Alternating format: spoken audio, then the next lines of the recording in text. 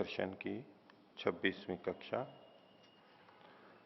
योग दर्शन के प्रथम पाद समाधि पाद को हम देख रहे हैं, जिसमें ईश्वर प्रणिधान का प्रसंग लेकर के फिर ईश्वर के बारे में बताया गया। इसको हमने पीछे 24वें सूत्र में भी देखा और 25वें में भी, कि परमात्मा में सर्वज्ञता का बीज निरतिशय है, उससे बढ़कर के सर्वज्ञता का बीज किसी में नहीं है, इसीलिए वही सर्वज्ञ है और क्लेश आदि से वो रहित है इत्यादि चर्चा पीछे हुई थी। तो पिछले पाठ में से किन्हीं को पूछना है तो पूछ सकते हैं। कुछ ओम आचार्य जी, सूत्र संख्या 24, क्लेश कर्म विपाका शरीर। इस सूत्र में जितना सूत्र है उसके अनुसार जो व्यास भाष्य है उतना ही यदि देखा जाए तो यहाँ पर जो पुरुष विशेष है उससे तो ऐसा ही अर्थ निकल रहा है कि जितने भी विशेष आत्माएं हैं जो भोग से अपरामृष्ट हैं उन सबको ईश्वर कह सकते हैं, क्योंकि यहाँ पर जो आगे कैवल्यम प्राप्तास्तर ही ये सारे जो लिखे हैं वो व्यास जी ने अपनी तरह से लिखा हुआ ऐसा ये प्रतीति हो रही। यदि पतंजलि जी जो सूत्र लिखे हैं उनके अनुसार यदि देखा जाए सूत्र सूत्र को, तो यहाँ से तो अर्थ तो वैसा ही प्रतीति हो रही है।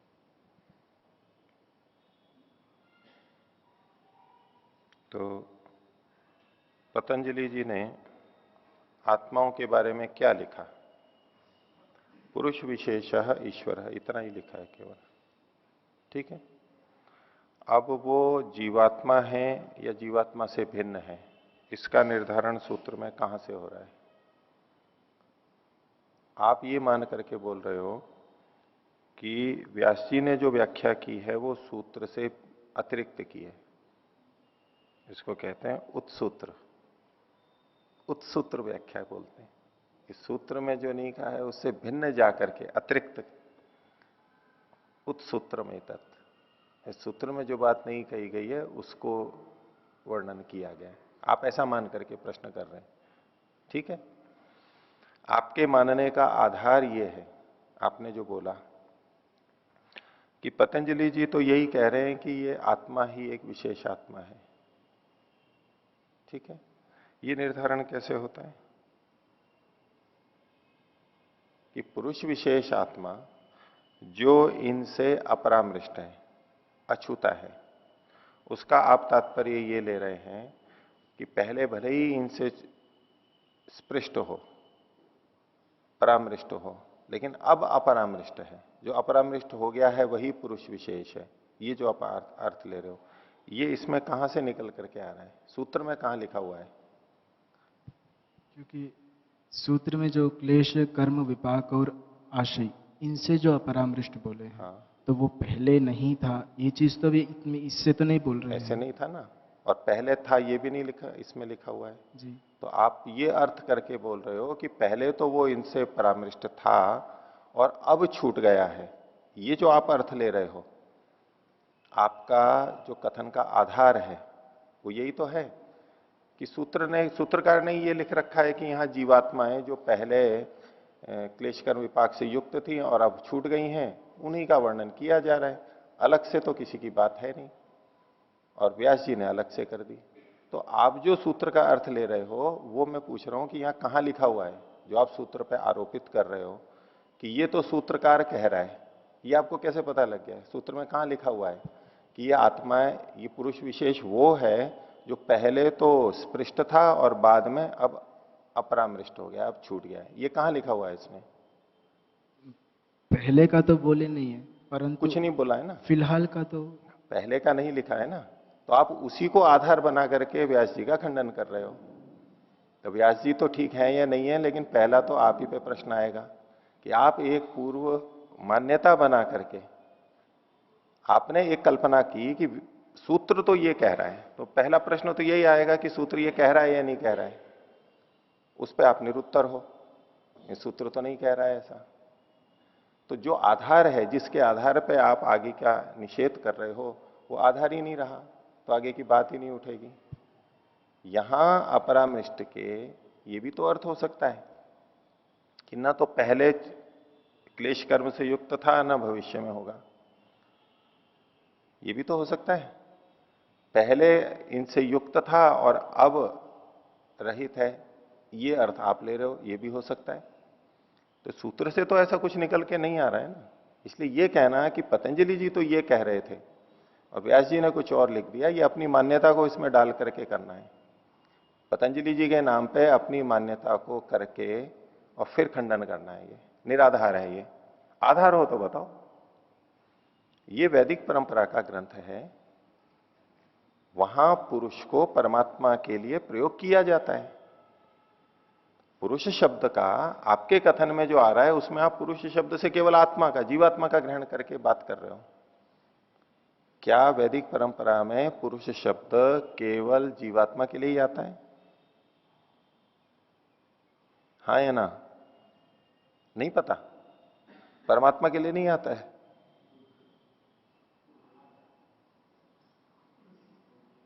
पुरुष शब्द परमात्मा के लिए नहीं आता है क्या?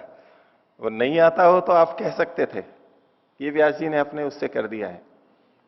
पुरुष शब्द परमात्मा के लिए बहुत आता है।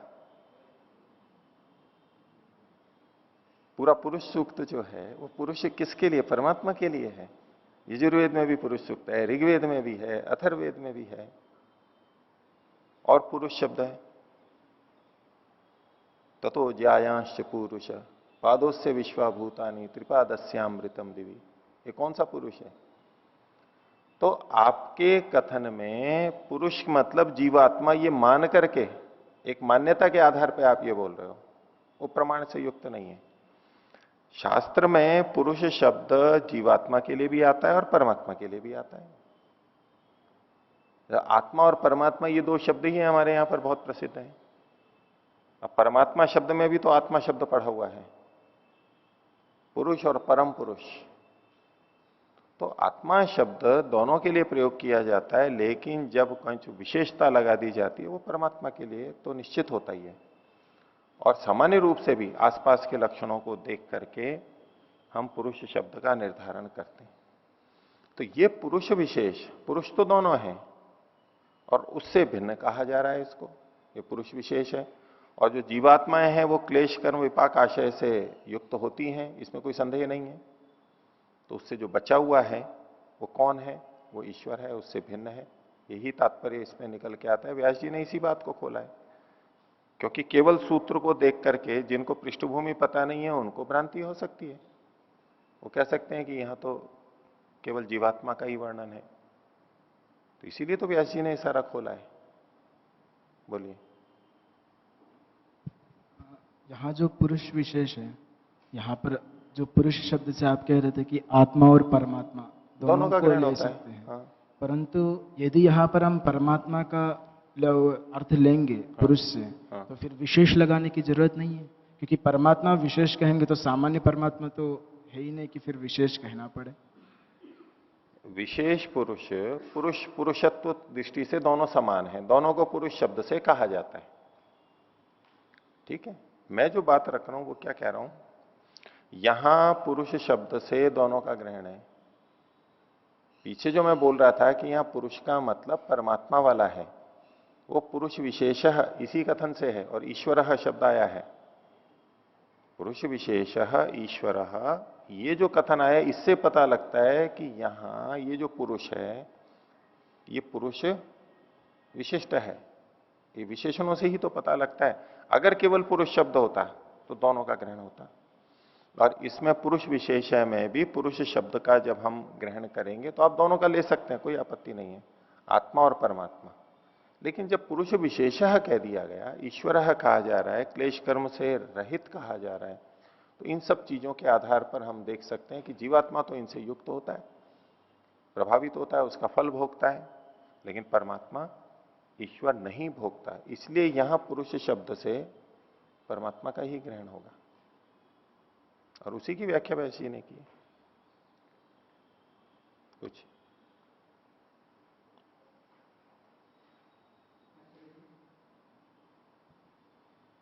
25वें सूत्र में पहले अनुच्छेद के दूसरी लाइन,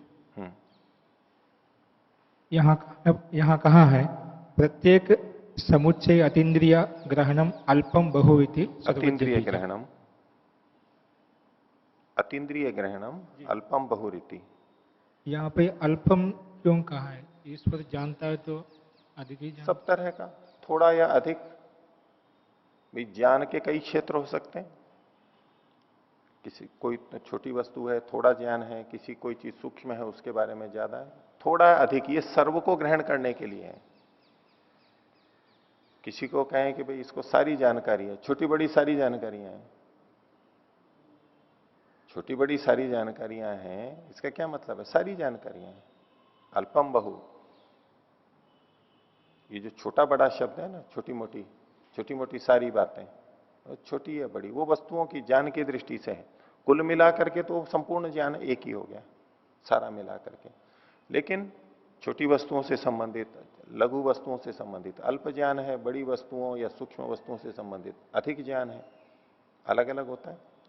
तो उस सबको हम मिलाएंगे तो अल्पम बहु, चाहे अल्प हो बहु हो, कम से कम या अधिक से अधिक, सूक्ष्म से सूक्ष्म, बड़े से बड़ा, अधिक से अधिक, कम से कम, सबका ग्रहण करने के लिए इस शब्द का प्रयोग किया जाता है, अल्पम बहुरीति। ठीक है। दूसरा, हम्म, इसी सूत्र के अंतिम से दूसरे लाइन, हम्म। आदि विद्वान निर्माण चित्तम अधिष्ठाया, ये निर्माण चित्तम अधिष्ठा आश्रय कैसे लिया? चित्त का आश्रय। परमात्मा जब वेद का ज्ञान देता है तो वो ऋषियों के अंतःकरण में देता है। निर्माण चित्तम अधिष्ठाय और जिज्ञासमानाय तंत्रम प्रोवाच, उनके अंतःकरण में देता है, उस बात की तरफ संकेत है यहां पर। तो मुख से बोल करके नहीं देता है, जानने वालों ने कान से नहीं सुना, वो उनके चित्त में, अंतःकरण में ही सीधे दे दिया गया, ऐसा वो ज्ञान है। तो निर्माण चित्तम अधिष्ठाय, उसका आधार करके, और क्योंकि परमात्मा ने ये चित्त बनाए हैं, उनको दिए हैं, और उसी के अंदर अंदर वो है, और अंदर ही अंदर वो उनको ज्ञान दे देता है, ये तात्पर्य है। नहीं, आत्मा में नहीं, अंतःकरण में। चित्त मतलब जो अंतःकरण है उसमें, क्योंकि जो ज्ञान रहेगा संस्कार रूप में वो चित्त में ही रहेगा, जैसे अभी रहता है। अभी जो हम प्रमाण आदि से जानते हैं, प्रत्यक्ष आदि से, वो सब कहाँ रहता है? संस्कार रूप में, वही चित्त में, अंतःकरण में रहता है। ऐसे ही उसमें रहता है, यस्मिन ऋच साम यजुंशी यस्मिन प्रतिष्ठिता रतना भाव विवारा तन्मय मन शिव संकल्पमस्तु। तो ये जो सारा ज्ञान है वो मन में रह सकता है, मन में आता है, परमात्मा ने वो अंतःकरण में दिया, उसकी तरफ संकेत है। सृष्टि के प्रारंभ में वो अंतःकरण में दे देता है, उसके देने का तरीका ही यही है, तो और कोई तरीका है नहीं। वो पुस्तक लिख करके नहीं देता है, वो सुना करके बोल करके नहीं देता है, वो रिकॉर्डिंग करके नहीं देता है, वो अंतःकरण में देता है सीधा। ठीक है, पूछिए पूछिए, और किन्हीं को पूछिए।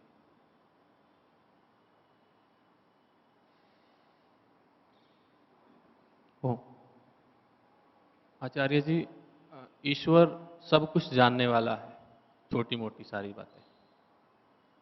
क्या ईश्वर उनको भी जानता है कि क्या ये जीवात्मा आगे कर्म करेगा? उसको नहीं जान सकता। जीवात्मा, कौन सी जीवात्मा कब क्या कैसे करेगा उसको नहीं जानता, क्योंकि वो भविष्य में है, अभी है ही नहीं वो चीज। जो चीज अभी हुई ही नहीं है उसको जान लेना, ये भी एक अविद्या का भाग है। जो है ही नहीं उसको कहां से जानेगा?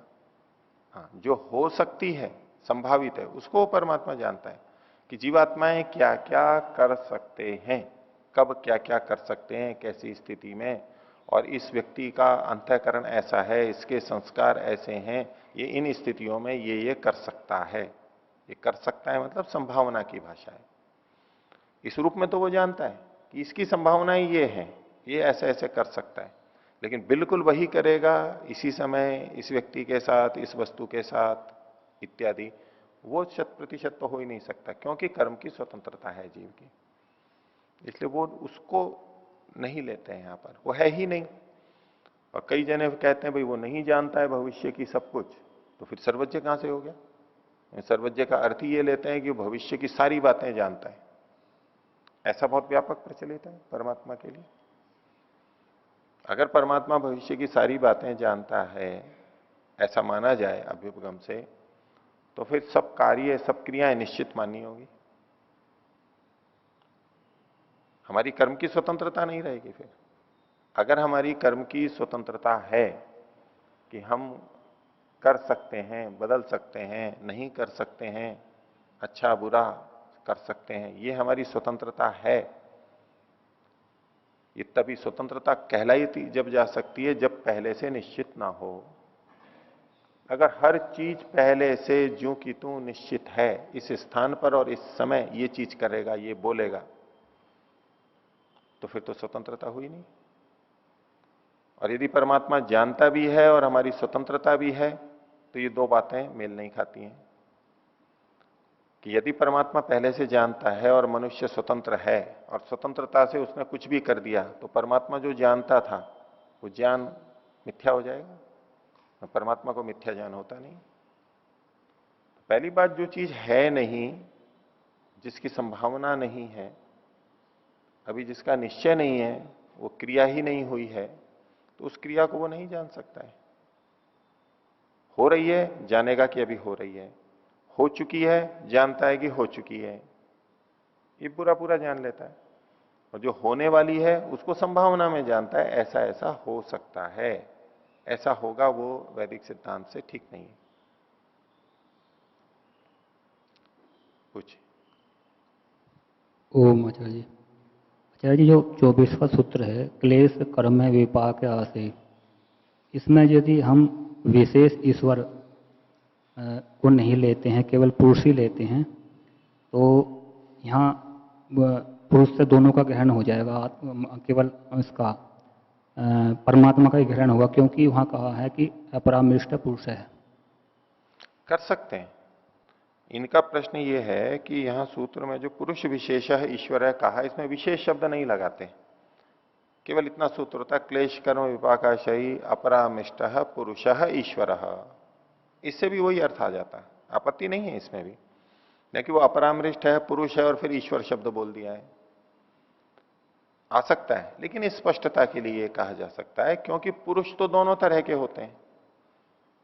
अपरामृष्ट जिस पुरुष की बात कही जा रही है, ये सामान्य पुरुष नहीं है, ये विशेष पुरुष है।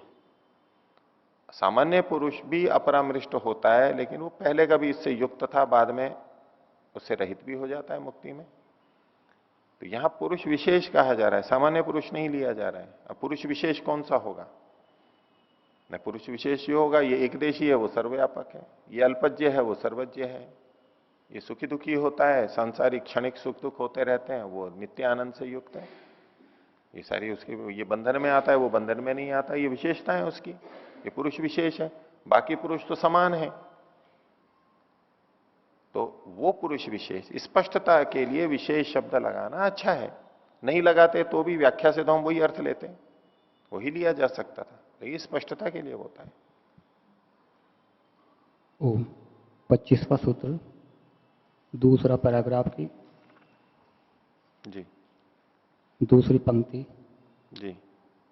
यहाँ पर तस्य संज्ञा आदि विशेष प्रतिपत्ति आगमत है, तो यहाँ संज्ञा का क्या अर्थ है? यहाँ पर संज्ञा मतलब नाम, जैसे कि ओम नाम है, परमात्मा का ओम एक नाम है, ओम उसकी संज्ञा हो गई, और परमात्मा संजी हुआ, संज्ञा वाला हुआ, नाम वाला हुआ।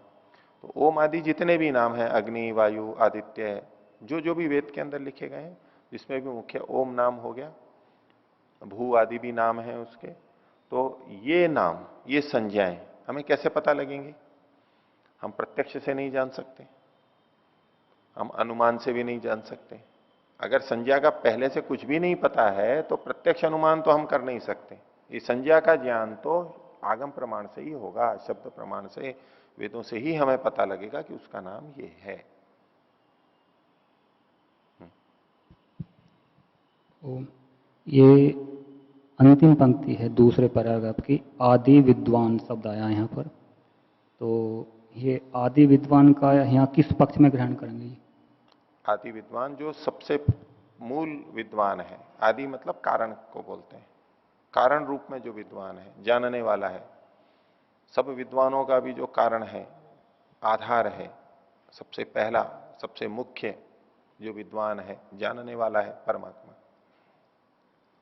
अच्छा जी, इसको सृष्टि के आदि में ग्रहण नहीं करेंगे, जो सृष्टि के आदि में? सृष्टि के आदि में लेने की जरूरत नहीं है। और सृष्टि के आदि में लेंगे तो प्रश्न ये होगा कि सृष्टि के आदि में जो विद्वान है और बाकी समय में नहीं है, पहले नहीं था, सृष्टि के बीच में या बाद में नहीं है, वहां तो दूसरे विद्वान आ जाते हैं। ऐसा नहीं, आदि विद्वान मतलब जो, जैसे नदी का आदि स्रोत, आदि स्रोत प्रारंभिक जहां से शुरू होती है कारण रूप में, तो आदि विद्वान सबसे पहला, इससे पहले और कोई नहीं है, सब बाद के विद्वान है। नैमित्तिक ज्ञान है जिनका, इसका स्वाभाविक ज्ञान है अपना, वो ऐसा आदि विद्वान परमात्मा।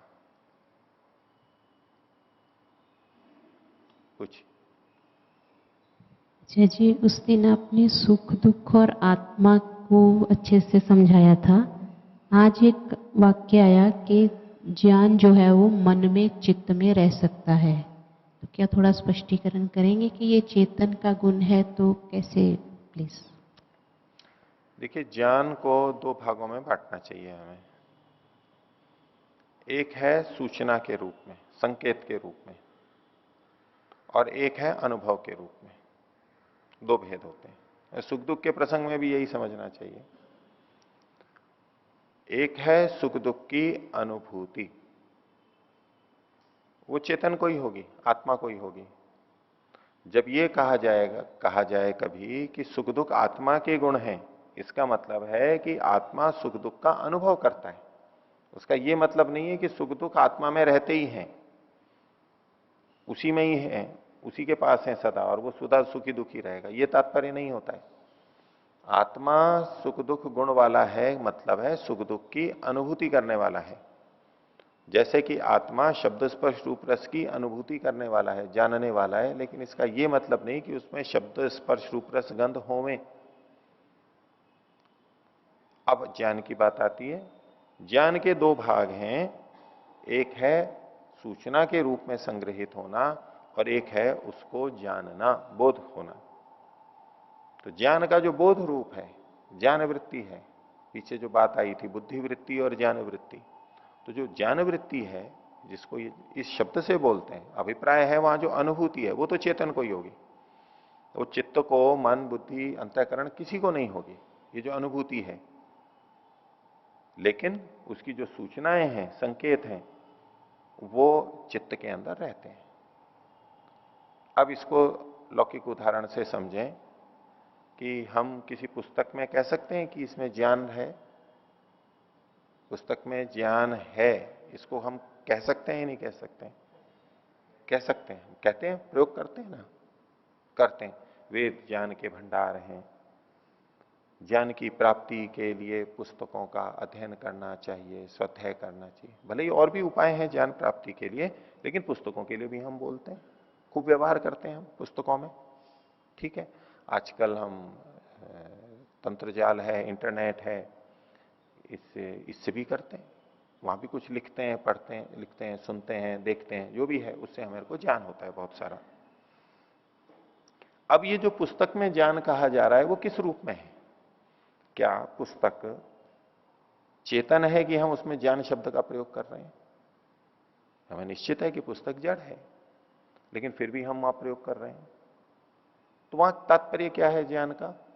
कि ज्ञान जिससे प्राप्त होता है वो संकेत वहां पर लिखे हुए हैं। जैसे भाषा में ये संकेत छपी हुई है, यानी उसमें ज्ञान के संकेत हैं, उसको पढ़ के हमें ज्ञान होता है।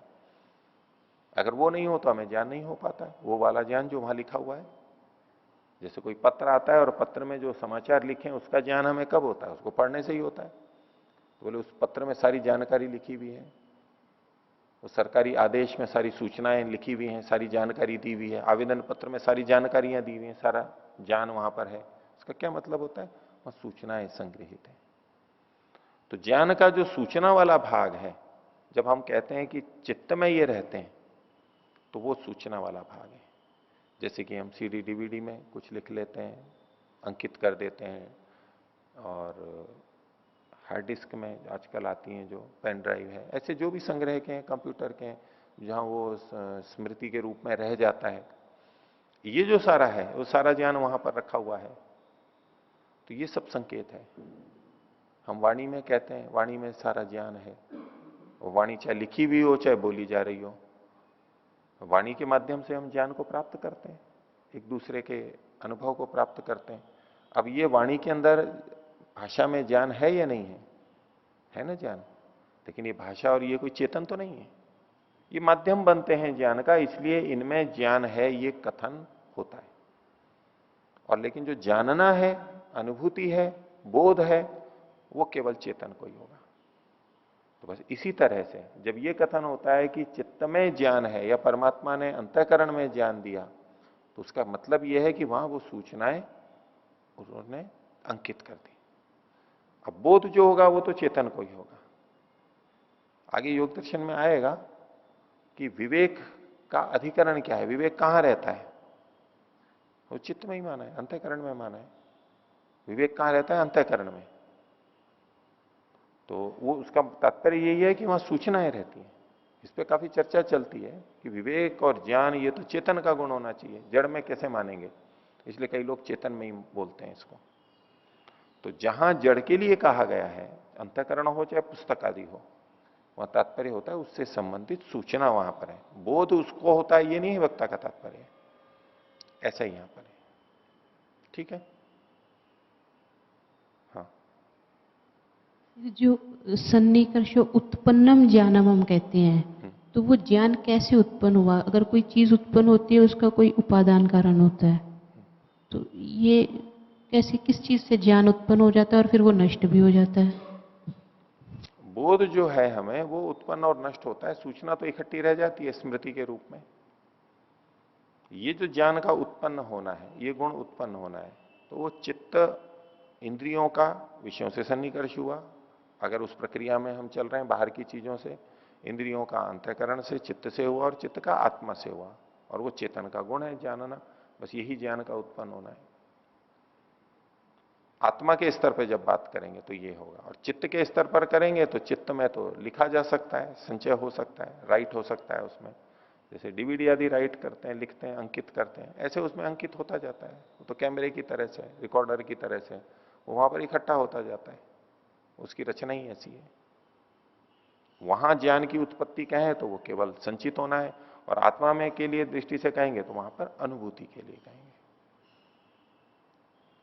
ठीक है, आगे चलते हैं।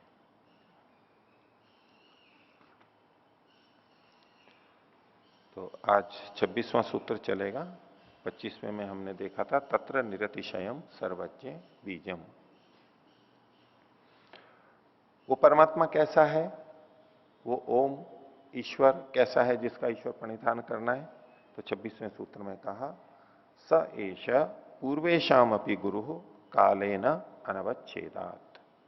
स एष जो ये भाग है, कुछ जगह ये अवतरणिका के रूप में है और कुछ जगह इसको सूत्र के अंदर भी लिख देते हैं। अवतरणिका के मानेंगे स एष, ये जो परमात्मा है, ये जो पीछे कहा गया वो कैसा है? वो पूर्वेशाम अपि गुरु हो, पहले वालों का भी गुरु है।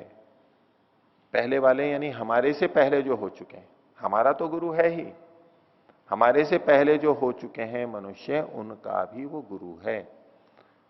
और हमारे जो गुरु हैं वो हमारे से पहले गए हैं, इसलिए हमारे गुरुओं का भी वो गुरु है। और हमारे गुरुओं के भी जो गुरु हैं, उनके भी जो गुरु हैं, जितने भी हुए हैं, उन सब का, वो सब पूर्व में आ गए, उन सब का भी गुरु कौन है? तो कहा पूर्वेशाम अपि गुरु, वो सबका पूर्व वालों का भी गुरु है। क्यों है? उसके लिए कारण दिया, कालेन अनवच्छेदात्। काल से वो खंडित नहीं होता है, पृथक नहीं होता है, काल के द्वारा सीमित नहीं किया जाता, उसको अलग से नहीं किया जा सकता। यानी वो नित्य है, सदा बना हुआ है, इसलिए वो पहले वालों का भी है।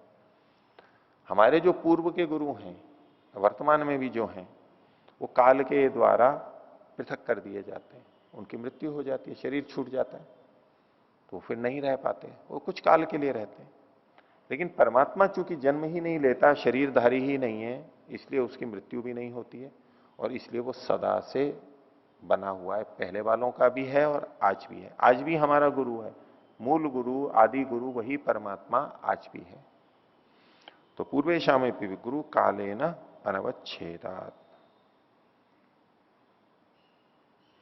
भाष्य में इन्होंने इसी को खोला, पूर्वे ही गुरुवः काले न अवच्छिद्यन्ते। पहले वाले जो गुरु हैं आदि सृष्टि से लेकर अभी तक जितने भी हुए वो काल के द्वारा पृथक कर दिए गए हैं, हटा दिए गए हैं। यत्र अवच्छेदार्थे न कालो नोपावर्तते स एष पूर्वेशाम अपि गुरु। जहां पृथक कर देने के अर्थ में, सीमित कर देने के अर्थ में, सीमा के अंतर्गत बांध देने के संदर्भ में अवच्छेदार्थे न कालो नोपावर्तते, काल उपस्थित हो ही नहीं सकता है, होता ही नहीं है। स एष पूर्वेशाम अपि गुरु, ये पूर्व वालों का भी गुरु है। अब काल परमात्मा को कैसे बांधेगा? मनुष्यों को तो बांध सकता है, जन्म और मृत्यु के काल को और इस सब चीजों के, हमारी बाल्यावस्था, युवावस्था, वृद्धावस्था होती है, इससे काल हमें बांध लेता है, काल का उदाहरण होता है। परमात्मा के साथ कैसे काल को बांधेंगे?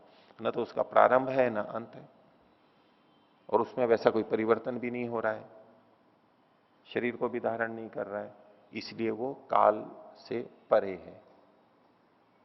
वो काल का व्यवहार करता है जीवों की दृष्टि से, कार्य जगत की दृष्टि से, प्रकृति की दृष्टि से काल का व्यवहार करेगा। वो काल को वो जानता है, लेकिन वो स्वयं काल से बंधा हुआ नहीं है, काल का प्रभाव उस पर कुछ नहीं होता है। इसलिए वो जहां पर काल पृथक करने के रूप में, सीमित करने के रूप में उपस्थिति नहीं हो सकता है, सीमित नहीं कर सकता है, ऐसा वो है। इसलिए वो पूर्व वालों का भी गुरु है। आगे कह रहे हैं यथा अस्य सर्गस्य आदौ, जैसे इस सर्ग के आदि में, सृष्टि के आदि में, प्रारंभ में स्पष्ट है कि आप पहले भी कुछ सर्ग हुए थे, अभी भी है और आगे भी होंगे, यानी सृष्टि बनती है, बिगड़ती है, ये इनकी स्पष्ट मान्यता है। यथा अस्य सर्गस्य आदौ प्रकर्षगत्या सिद्ध, प्रकर्ष गति से, ज्ञान की अत्यधिकता से वो सिद्ध है, विद्यमान है, ज्ञात होता है। सृष्टि के प्रारंभ से ही ज्ञान देता है, इस रूप में भी प्रकर्षगत्या सिद्ध है, और सृष्टि की रचना करता है, और सृष्टि की उत्पत्ति के बाद मनुष्य जो सारा देखते हैं, सारी चीजें, उससे भी वो सिद्ध है। तथा अतिक्रांत सर्गादिशु भी प्रत्येतव्य, इसी प्रकार से इस सर्ग से अतिक्रमण करके आगे और पीछे के दोनों का, भविष्य का तो है ही और पीछे का भी, सब में भी यही प्रत्येतव्य जानना चाहिए, समझना चाहिए, अनुमान कर लेना चाहिए। जैसे इस सृष्टि में हम उसके ज्ञान की अधिकता को, प्रकर्षता को, ज्ञान के उत्कर्ष को हम जान सकते हैं, वो सिद्ध है कि वो है, ज्ञान की अधिकता के कारण से वो है, ऐसा ही बाकी सर्गों में भी समझना चाहिए। तो इसलिए उसकी प्रकर्षता, ज्ञान की प्रकर्षता सदा सदा ज्ञात होती है, थी और होगी, वर्तमान में तो है ही, इसलिए वो काल से पृथक नहीं होता है, अवच्छिन्न नहीं होता है, काल से युक्त रहता है, काल से रहित रहता है, काल से प्रभावित नहीं होता है कुछ। इसलिए स एष पूर्वेशाम अपि गुरु कालेन अनवच्छेदा। ये परमात्मा का स्वरूप कुछ पिछले कुछ सूत्रों में बताया। ईश्वर प्रणिधान का कहा था। ईश्वर प्रणिधान किस प्रसंग में कहा था? अधिमात्र उपाय वालों की, उपाय प्रत्यय योगियों के संदर्भ में, अधिमात्र उपाय वालों की आसन्नतम समाधि लाभ का कोई दूसरा भी उपाय है क्या? अधिमात्र तीव्र संवेग, ये आसन्नतम का उपाय, और ईश्वर प्रणिधान। वो ईश्वर कौन है उसके बारे में कुछ वर्णन पिछले सूत्रों में बताया, ऐसा ऐसा जो ये ईश्वर है। अब उसका ईश्वर प्रणिधान कैसे करें, तो उसके लिए आगे कहा, उसका नाम भी बता दिया। उसका नाम अब आगे बता रहे हैं, 27वां सूत्र। तस्य वाचकः प्रणवः, तस्य, उस तस्य ईश्वरस्य, पुरुष विशेषस्य, उस गुरु क्या जो अभी तक वर्णन करते आए हैं उसका, वाचकः बताने वाला, बोलने वाला, संकेत करने वाला, प्रणवः, प्रणव ये है। प्रणव ओम के लिए कहा जाता है, ओम का नाम प्रणव है, क्योंकि ओम के द्वारा परमात्मा की प्रकर्ष रूप से स्तुति होती है, प्रकर्ष रूप से उसको पुकारा जाता है, विशेष रूप से पुकारा जाता है। ओम शब्द से सबसे अधिक अच्छी तरह से पुकारा जाता है परमात्मा को, इसलिए इसे प्रणव, प्रकर्षेण नूयते स्तूयते अनेन जिसके द्वारा, ऐसा कोई शब्द जिससे परमात्मा की स्तुति सबसे अधिक की जा सकती है, सबसे अधिक की जाती है, वो ऐसा शब्द ये ओम है। अब परमात्मा के नाम बहुत सारे हैं, उनसे भी परमात्मा की स्तुति की जाती है, लेकिन इससे सबसे ज्यादा होती है, इसलिए इसको प्रणव शब्द से कहा गया। और जो ऋग्वेदी हैं, ऋग्वेद वाले, वो ओम को प्रणव शब्द से बोलते हैं। ये जो योग दर्शन ग्रंथ है, ये ऋग्वेदी परंपरा का है। और उपनिषदों में जैसा आता है, उद्गीत शब्द भी आता है, ओम के लिए उद्गीत शब्द का भी प्रयोग करते हैं, वो सामवेदी परंपरा के अंदर है। अथर्ववेद वाले भी प्रणव शब्द का प्रयोग करते हैं।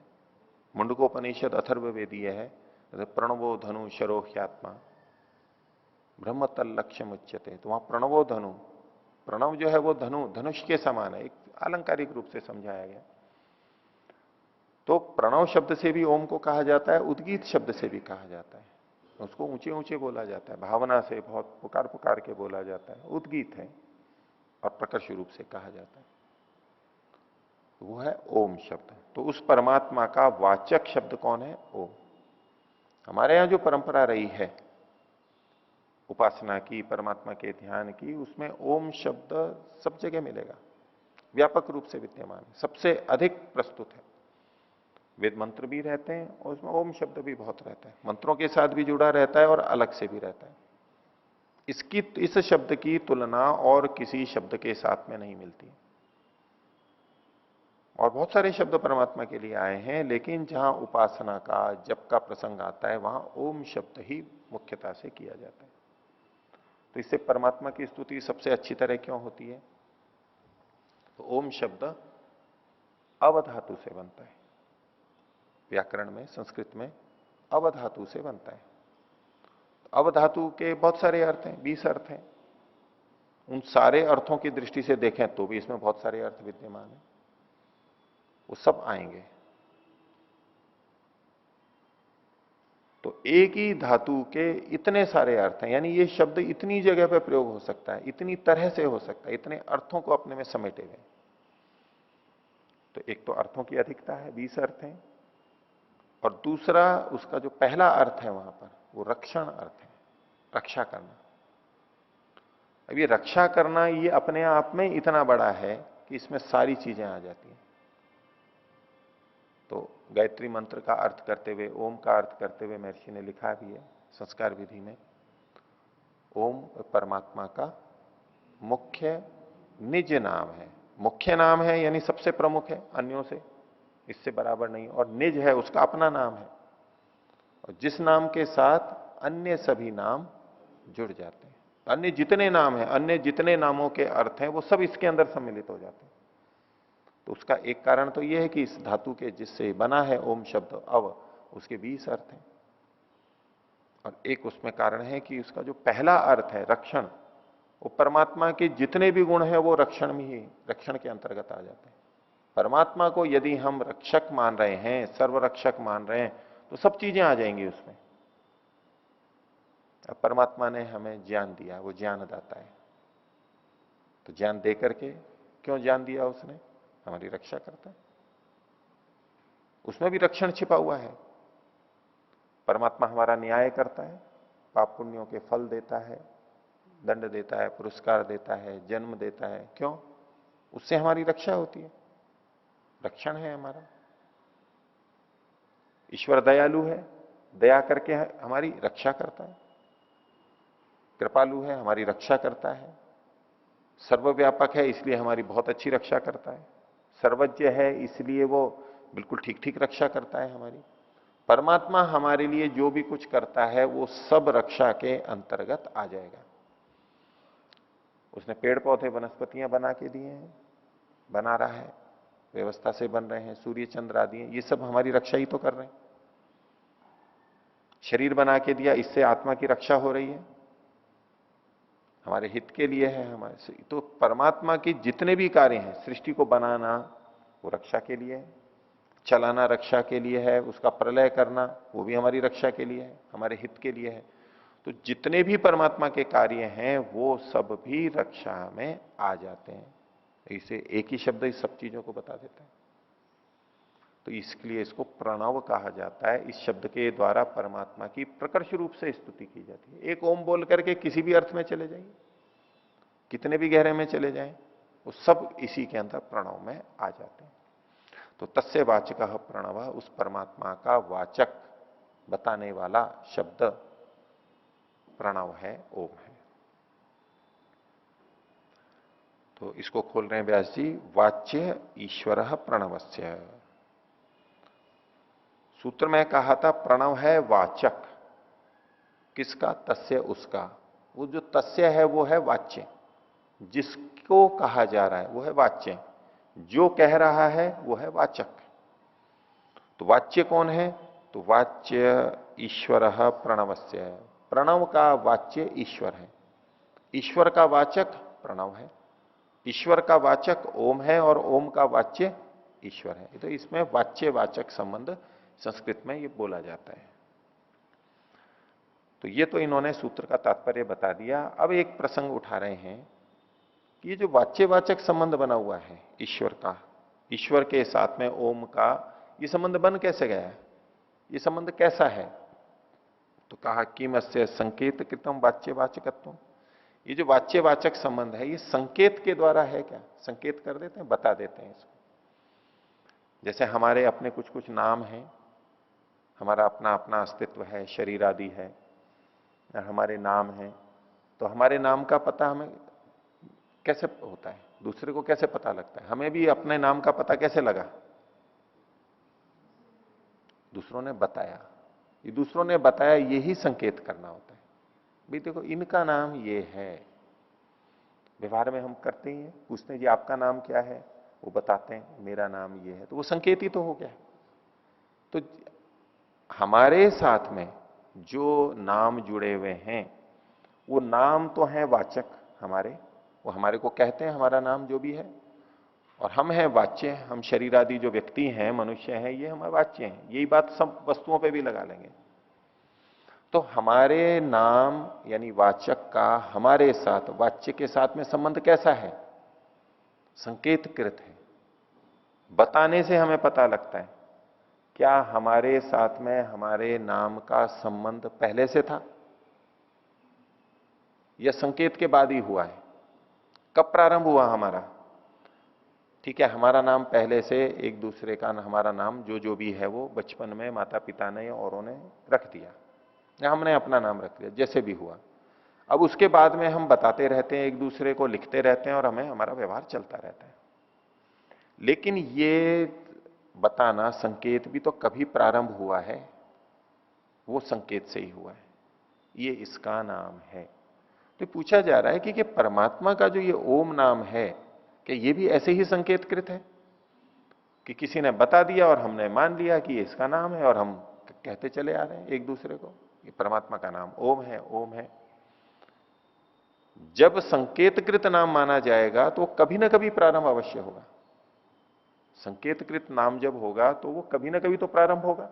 जैसे हमारा नाम है, कभी तो प्रारंभ हुआ है, कभी तो किसी ने सोचा है और कहा है। वो आदि है उसका, वो अनित्य है। तो परमात्मा का नाम ओम ये संकेतकृत है, ये प्रश्न पूछा जा रहा है। क्या संकेतकृत है? और संकेतकृत है तो इसका मतलब है कि वो संकेत करने से, प्रथम संकेत से पहले नहीं था वो नाम। जैसे हमारा प्रथम संकेत से पहले वो नाम नहीं था। तो यदि परमात्मा का ये नाम भी संकेत से स्वीकार किया जाता है तो उसका प्रारंभ कभी ना कभी मानना पड़ेगा। ये प्रश्न खड़ा होगा। अच्छा, जैसे हम एक दूसरे का नाम संकेत से जानते हैं, बताते हैं, ऐसे उस ईश्वर का नाम भी ओम संकेत से बताया जाता है। ये हम देख ही रहे हैं, शास्त्र बता देते हैं, हम परस्पर एक दूसरे को बता देते हैं, विद्वान हमें बता देते हैं। तो संकेत तो यहां भी दिखाई दे रहा है हमें। संकेत से ईश्वर के नाम का ज्ञान होना हमें प्रत्यक्ष दिखाई दे रहा है, व्यवहार कर रहे हैं। जैसे हमारा आपस में, तो क्या इतना संकेत होने मात्र से हम ये माने कि इसका प्रारंभ भी संकेत से हुआ है कभी? जैसे हमारा होता है, व्यवहार संकेत में चल रहा है, लेकिन क्या प्रारंभ भी संकेत से ही हुआ था?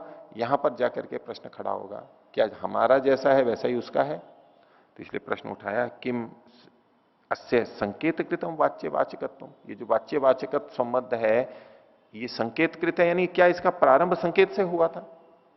प्रारंभ के लिए देखना है, व्यवहार में तो संकेत हो ही रहा है।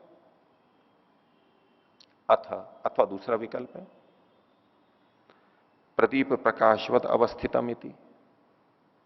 प्रदीप यानी जो दीपक है जो जल रहा है, ऐसे दीपक की बात कर रहे हैं, उसका और प्रकाश का संबंध संकेतकृत है या अपने आप पता लग जाता है, अवस्थित है?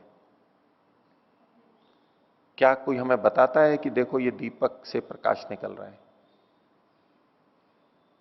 हमें वैसे ही पता लग जाता है। दीपक जल रहा है और प्रकाश है, बिना बताए हमें पता लगता है। चक्षु आदि से हमें पता लग जाता है, प्रकाश आ रहा है, नेत्रों से पता लग जाता है हमें। अब ये बिना संकेत के पता लग रहा है। तो एक दूसरी व्यवस्था ये है कि दीपक है और प्रकाश अपने आप उससे हमें पता लग जाता है, संकेत की आवश्यकता नहीं है। क्या ऐसे ही ईश्वर है और उसका ओम नाम हमें अपने आप पता लग जाता है, संकेत की आवश्यकता नहीं है? क्या ऐसा है? जैसे दीपक से प्रकाश निकलता है, अग्नि से, दीपक की अग्नि से प्रकाश निकलता है और वो उसके साथ स्वाभाविक है, अविनाभाव संबंध है। दीपक जल रहा है तो प्रकाश तो होगा। ऐसा कभी नहीं होगा कि दीपक जल रहा है और प्रकाश नहीं हो। अग्नि है तो कम या अधिक वहां दीपक में प्रकाश रहेगा, प्रकाश। तो ऐसे ही परमात्मा है और बस उसका ओम नाम हमारे को पता लग गया, क्या ऐसे है? तो संकेतकृत व्यवहार होते हुए भी आदि वाला संकेतकृत हम स्वीकार नहीं कर पाते, वहां प्रश्न खड़ा होता है। और प्रदीप प्रकाश के समान भी नहीं पता लगता है। अगर प्रदीप प्रकाश के समान हो तो बिना बताए पता लग जाना चाहिए था, हमारे को सबको पता लग जाना चाहिए था, क्योंकि ईश्वर सर्वव्यापक है, सबको उसका नाम ओम है ये पता लग जाना चाहिए था। लेकिन हमें जब भी पता लगाए वो संकेत से ही लगाए। तो ये अवस्थित है, ये भी हमारे को बैठ नहीं रहा है कि परमात्मा का नाम उसके साथ में ऐसा जुड़ा हुआ है, अवस्थित है, यानी नित्य है, सदा से है, पता लग जाना चाहिए। तो ये दो विकल्प इन्होंने किया, क्या ये है या ये है? ये जो वाच्यवाचक संबंध है ये सांकेतिक है या प्रदीप प्रकाश के समान है, ये प्रश्न उठाए। अब उलझन दोनों तरफ है। एक को मानेंगे तो उलझन है, कोई सा भी मान लो, चाहे संकेतकृत मानो चाहे अवस्थित मानो, दोनों में ही समस्या है। तो इसका उत्तर आगे दे रहे हैं, तो बोले स्थितो अस्य वाच्यस्य वाचकेन सह संबंध। वाच्य का वाचक के साथ में जो संबंध है, वाचक का वाच्य के साथ जो संबंध है, ओम का परमात्मा से जो संबंध है वो स्थित है पहले से, प्रदीप प्रकाश के समान। लेकिन अब प्रदीप प्रकाश के समान ये नहीं है कि जैसे दीपक के जलने से प्रकाश अपने आप पता लग जाता है हमें, ऐसा नहीं है ये। लेकिन स्थित तो है। स्थित कैसा है कि जब जब जब जब से दीपक है तब से प्रकाश है, यावत द्रव्य भावी। अब प्रदीप तो अनित्य वस्तु है, इसलिए वो कभी ना कभी उत्पन्न हुआ है, इसलिए प्रकाश भी कभी ना कभी उत्पन्न हुआ है, उस संदर्भ में देखेंगे तो। लेकिन परमात्मा चूंकि नित्य है और संबंध इसका पहले से अवस्थित है।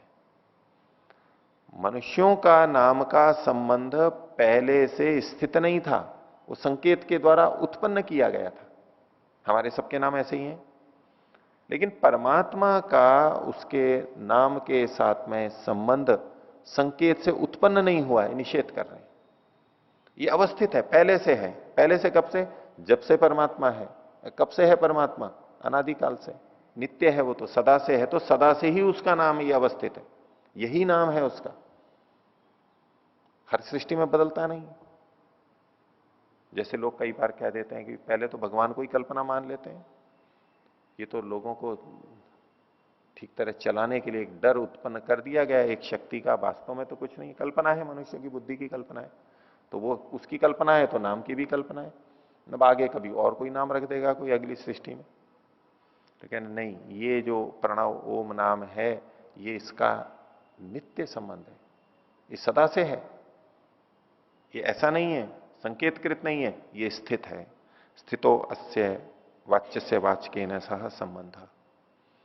तो बोले लेकिन हमारे को तो पता नहीं लगता है प्रदीप प्रकाश के समान, इसको अपने आप तो पता नहीं लगता है। बोले नहीं, संकेत से तो पता लगेगा। पता तो हमें संकेत से ही लगेगा। तो ना तो ये हमारे नाम और हमारे साथ में जो संकेतकृत संबंध है वैसा है, और ना ये प्रदीप प्रकाश के समान अपने आप पता लगने वाला है। दोनों ही पूरे पूरे नहीं घटते, उसमें एक एक भाग घटता है। प्रदीप प्रकाश के समान परमात्मा के साथ ओम का संबंध पहले से अवस्थित भी है, और अवस्थित होते हुए हमारे द्वारा बताए जाने पर, किसी परस्पर बताए जाने पर संकेत से वो पता भी लगता है। ये दोनों तरह है। इसलिए कहा स्थितो अस्य वाच्य से वाचकेन सह संबंध संकेतस्तु ईश्वर से स्थितम एवं अर्थम अभिनयति। और ये जो संकेत से हमें पता लगता है, ये परमात्मा का ओम के साथ में पहले से विद्यमान जो संबंध है उसी को केवल बताता है, जनाता है, नया नहीं करता है। जैसे हमारे नाम का संबंध संकेत से पहली बार बताया जाता है, जब पहली बार होता है, बाद में तो फिर वही चलता रहता है, लेकिन वो उत्पन्न किया जाता है। ऐसा परमात्मा के साथ में उत्पन्न नहीं होता है ये ओम नाम का संबंध, वो तो सदा से था, लेकिन संकेत पहले से विद्यमान को बता रहा है। उदाहरण के लिए यथा अवस्थित पिता पुत्रयो संबंध संकेतेन अवद्योत्यते। ये पिता है और ये पुत्र है, ये जो संबंध बताया जाता है, ये संबंध नया नहीं बनाया जाता है, वो संबंध तो पहले से था। हालांकि ये भी अनित्य है, लेकिन फिर भी एक समझाने के लिए बता रहे हैं। जैसे पिता पुत्र का संबंध पहले से विद्यमान हो और फिर कह दिया जाए कि ये पिता है, ये पुत्र है, ये जो कथन है संकेत से केवल उसको बताया जा रहा है, उत्पन्न नहीं किया जा रहा है संबंध को। शब्द के द्वारा संबंध उत्पन्न नहीं किया जा रहा है, पहले से विद्यमान संबंध बताया जा रहा है। तो ऐसे ही हम जब ओम शब्द का संबंध ईश्वर से जोड़ते हैं, बताते हैं, समझते हैं, ये पहले से विद्यमान को केवल बताया जाता है, ये उत्पन्न नहीं किया जा रहा है।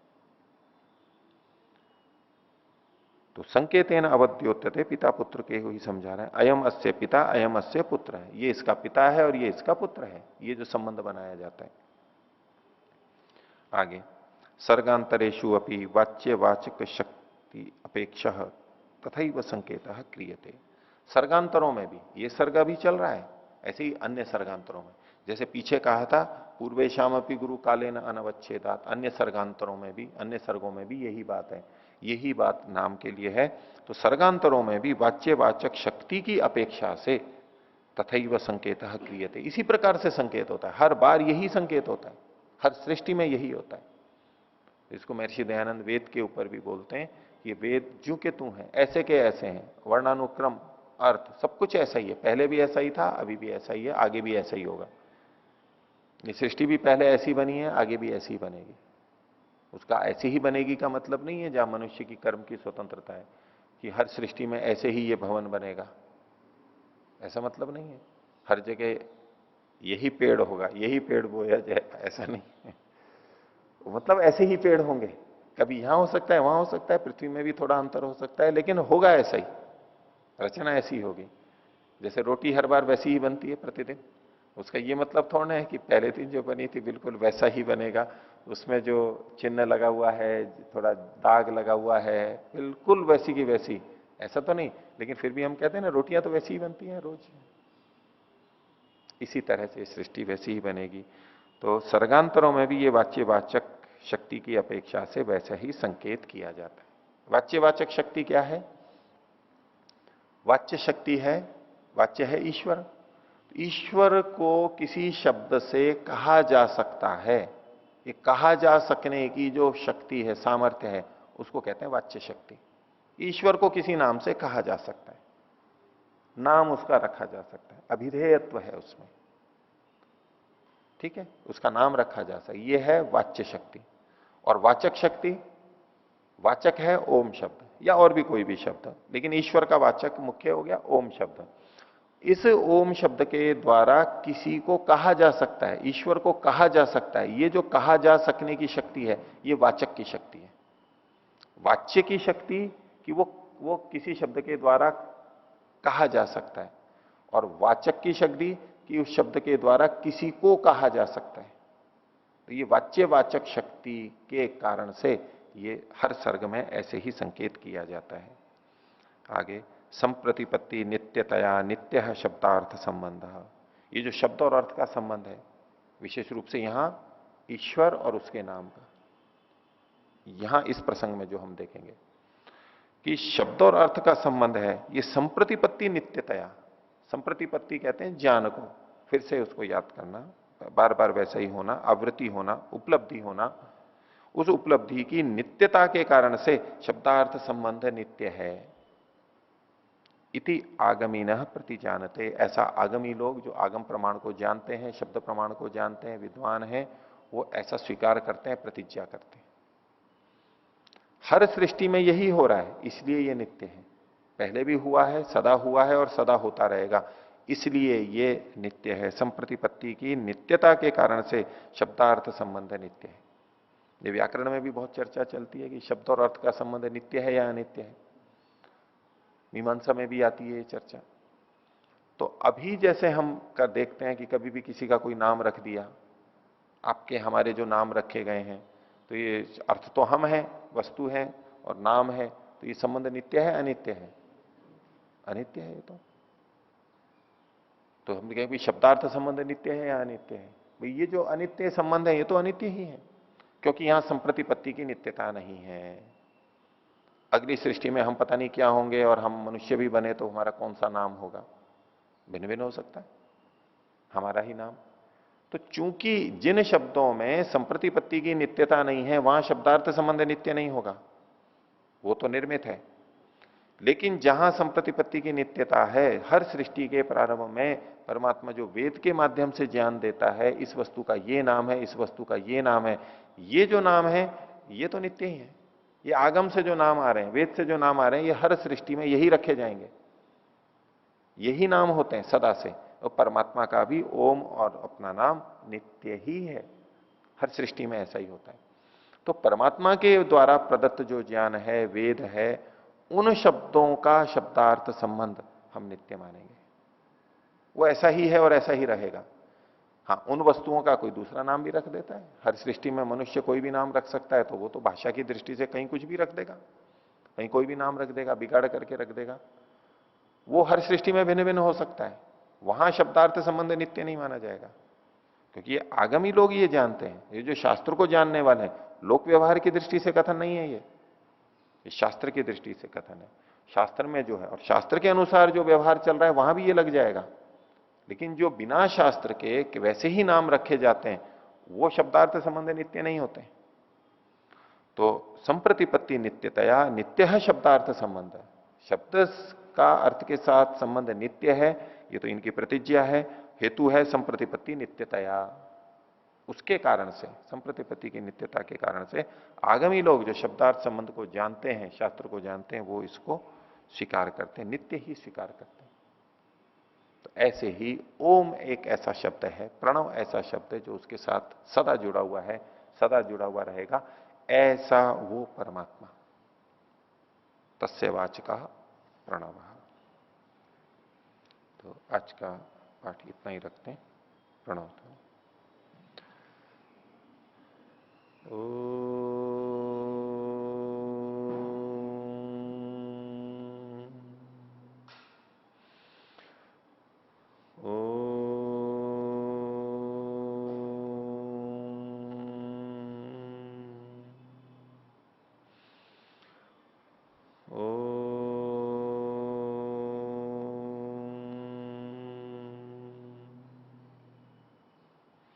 सभी को सादर अभिवादन। ओम।